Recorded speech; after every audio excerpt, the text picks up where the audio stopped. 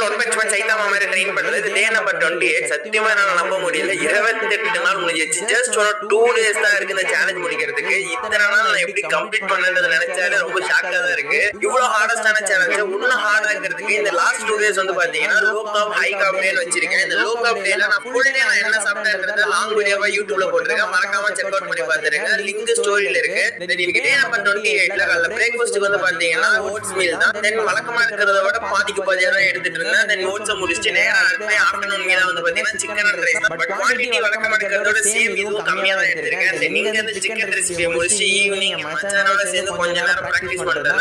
நம்ம ஆர்வமா இருந்தா அந்த ஒர்க்அவுட்ல அவனை இன்க்ளூட் பண்ணிட்டேன். பட் அவன் ஜாலியா ராஜா பகவத் மேல உட்கார்ந்துட்டு இருந்தான். சரி அவன் போதும் இனிமே உண்மையான களத்துல இறங்க வேண்டியதுதான். தென் 100 புஷ்அப் தான். 100 புஷ்அப் மக்கி அப்படியே 100 புஷ்அப்ஸ் முடிச்சிட்டு அந்த 100 ஸ்குவாட் போக மட்டும் ஈஸியாக போறதே கிடையாது. 100 ஸ்குவாட்ஸ் முடிக்கிறதுக்குள்ள போதும் ஆயிடுச்சு. எப்போவே 100 ஸ்குவாட்ஸ் முடிச்சு